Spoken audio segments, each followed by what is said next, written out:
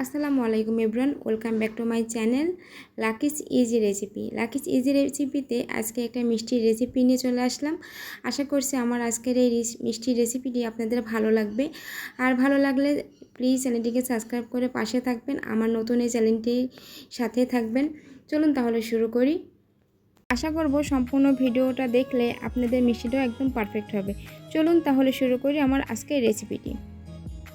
প্রথমে আমি মিষ্টি তৈরির জন্য মিষ্টি শিরা তৈরি করে নেব। এখানে আমি 3 কাপ পরিমাণ চিনি নিয়ে নিচ্ছি। আমি মেজারমেন্ট কাপ দিয়ে 3 কাপ পরিমাণ চিনি মেপে নিচ্ছি। এখন আমি এই 3 কাপ চিনির সাথে 6 কাপ পানি দিব। যে পরিমাণ চিনি নিয়েছি তার ডাবল পরিমাণ পানি দিয়ে দিচ্ছি। আমি মেজারমেন্ট কাপ দিয়ে পানিটাও মেপে নিচ্ছি।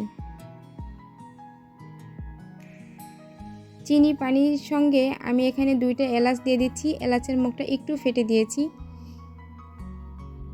চিনিটা আমি একটু নাড়িয়ে মিশিয়ে নিচ্ছি পানির সাথে।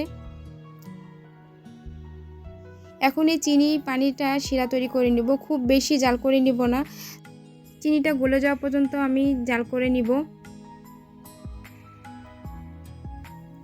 শিরাটা খুব বেশি ঘন করব না,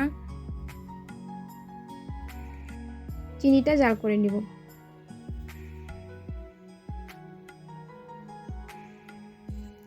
চিনিটা একদম সুন্দরভাবে গলে গিয়েছে।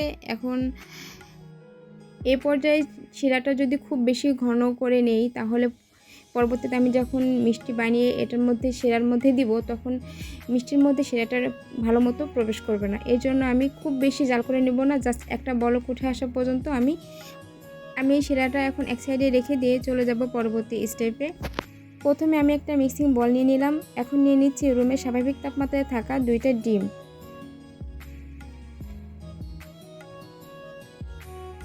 ডিমের সাথে দিয়ে দিচ্ছি আমি 2 চা চামচ চিনি, 2 চা চামচ রান্নার রেগুলার তেল, সাথে দিয়ে দিচ্ছি 2 চা চামচ নর্মাল পানি। এখন এই সবগুলো উপকরণ একসাথে খুব ভালোভাবে মিশিয়ে নিব। এখানে যদি আপনারা একটা ডিম নেন সেক্ষেত্রে পরবর্তী যে উপকরণগুলো সবগুলো ওই অনুযায়ী কমিয়ে বা বাড়িয়ে নিতে পারবেন। এখানে নিলাম 1 কাপ পরিমাণ ফুল ক্রিম পাউডার মিল্ক, সাথে নিয়েছি হাফ কাপ পরিমাণ ময়দা, 2 চা চামচ বেকিং পাউডার। এখানে বেকিং পাউডারটাই দিতে হবে, বেকিং সোডা দেওয়া যাবে না। এখন এই শুকনো উপকরণগুলো খুব ভালোভাবে আমি মিশিয়ে নিচ্ছি। যতটুকু পরিমাণ পাউডার মিল্ক নিব ঠিক তার অর্ধেক পরিমাণ ময়দা নিতে হবে। শুকনো উপকরণগুলো খুব ভালোভাবে মিশিয়ে নিচ্ছি। এখন দিয়ে দিচ্ছি আগে থেকে যে ডিমের মিশ্রণটি রেডি করে রেখেছিলাম সেটা অল্প অল্প করে দিয়ে খুব ভালোভাবে মিশিয়ে নিব। একটা আঠালো ডো তৈরি করে নিব। এখন সবগুলো একসাথে মেশানো হয়ে গেছে। এখন দিয়ে দিচ্ছি 1 টেবিল চামচ ঘিটা দিয়ে খুব ভালোভাবে মিশিয়ে নিচ্ছি। এখন এটাকে আমি 5 মিনিটের জন্য রেস্টে রেখে দিব, জাস্ট হাতটা ধুয়ে আসা পর্যন্ত। যে পাত্রে আমি মিষ্টিটা বানিয়ে রাখবো সেখানে আমি একটু ঘি লাগিয়ে নিলাম। এখন আমি মিষ্টিগুলো বানিয়ে নেব। মিষ্টিগুলো বানিয়ে নেওয়ার জন্য হাতে একটু ঘি লাগিয়ে নিলাম। আমি যেই মিষ্টির ডোটা তৈরি করে রেখেছি সেখান থেকে একটু একটু করে নিয়ে হাতের সাহায্যে আমি মিষ্টির শেপ দিয়ে দিব। হাতের তালুর সাহায্যে ঘুরিয়ে ঘুরিয়ে খুব সুন্দরভাবে স্মুথভাবে আমি মিষ্টিগুলো তৈরি করে নেব। এই যে দেখুন, একদম খুব স্মুথ, একটু ফাটল আসে নাই। চেষ্টা করবেন মিষ্টিগুলো খুব ভালোভাবে হাতের তালুর সাহায্যে ঘুরিয়ে ঘুরিয়ে, দেখতেই পাচ্ছেন ঠিক কীভাবে আমি হাতের তালুর সাহায্যে ঘুরে ঘুরে মিষ্টিগুলো বানিয়ে নিচ্ছি। ঠিক এইভাবেই আপনারাও মিষ্টিগুলো বানিয়ে নেবেন।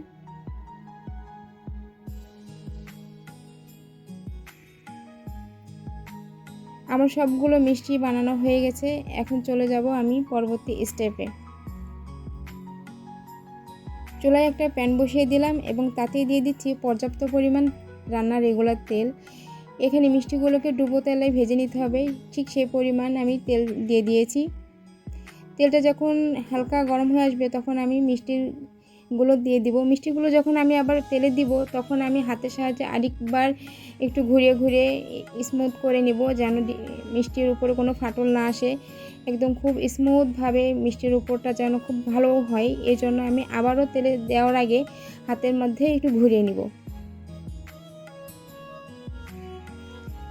মিষ্টি যখন তেলের মধ্যে দিচ্ছি দেখতেই পাচ্ছেন খুব সুন্দরভাবে এটা ফুলে উঠতেছে, দেখতে খুব ভালো লাগতেছে।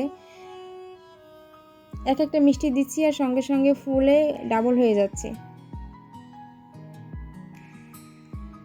এখন এই মিষ্টিগুলোকে আমি যখন উপরে ভেসে উঠবে ঠিক তখন আমি এটা দিয়ে একটু নেড়ে দেবো, কিন্তু যতক্ষণ না ভেসে উঠবে ততক্ষণ আমি কোনো কিছু দিয়ে এটা নাড়ব না। যখন এটা সবগুলো উপরে ভেসে উঠবে ঠিক তখন আমি অনবরত নেড়ে চেড়ে আমি মিষ্টিগুলোকে একটা ব্রাউন কালার হয়ে আসা পর্যন্ত ভেজে নিব। সবগুলো মিষ্টি একদম একরকম হয়েছে, এক সাইজের, একদম পারফেক্ট। এই রেসিপিটি বাসায় আপনারা ফলো করলে আপনাদের মিষ্টিগুলো ঠিক এমনই হবে। আমার মিষ্টিগুলো ঠিক যেমন হয়েছে, স্বাদে মানে একদম পারফেক্ট। আমার এই মিষ্টিগুলো ভাজা হয়ে গেছে, এখন আমি এগুলোকে উঠিয়ে নিব। মিষ্টির কালার এর থেকে বেশি করা যাবে না, তাহলে পরবর্তীতে যখন আপনি চিনি শিরাই দেবেন তখন আরও এটা কালার আসবে। এই জন্য ঠিক গোল্ডেন ব্রাউন কালার হয়ে আসার পরে আমি মিষ্টিগুলো উঠিয়ে নিচ্ছি তেলে থেকে। এখন আগে থেকে যে শিরাটা তৈরি করে রেখেছিলাম এই গরম তেলে ভাজা মিষ্টিগুলো আমি শিরাই দিয়ে দিচ্ছি। শিরাই দিয়ে আমি চুলাটা ধরিয়ে দিচ্ছি, ঢাকনা দিয়ে ঢেকে দিলাম। এখন এটাকে আমি 5 থেকে 6 মিনিট জাল করে নিব। যতক্ষণ আমি জাল করব তার মধ্যে আমি ঢাকনাটা একবারও উঠাবো না 5 মিনিটের মধ্যে। যখন এটা উঠবে তখন এই কড়াইয়ের হাতলটা ধরে আমি একটু নাড়াচাড়া করে দেব, কিন্তু আমি ঢাকনাটা উঠাবো না। কিছুক্ষণ পরপর আপনি কড়াইয়ের হাতলটা ধরে একটু নাড়া দিয়ে দিবেন।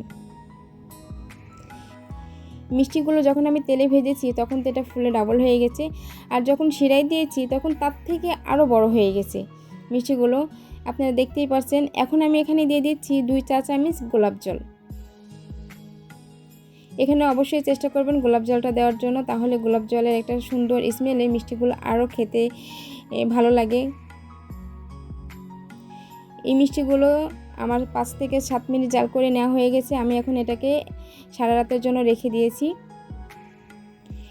সারা রাতের জন্য রেখে দেওয়ার পরে এই যে সকালবেলা আমি মিষ্টিগুলো সার্ভ করে নিচ্ছি।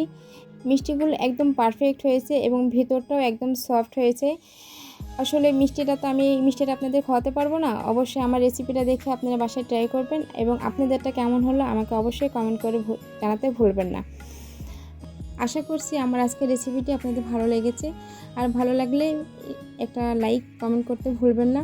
আর এমনই সব মজাদার এবং সহজ রেসিপি পেতে আমার চ্যানেলের পাশেই থাকবেন, এবং চ্যানেলের পাশে থাকতে অবশ্যই চ্যানেলটা আপনাদেরকে সাবস্ক্রাইব করতে হবে আর পাশে থাকা বেল বাটনটি বাজিয়ে রাখতে হবে। আমি যখনই কোনো নতুন ভিডিও আপলোড করব সেটা নোটিফিকেশন পেয়ে যাবেন সবার আগে।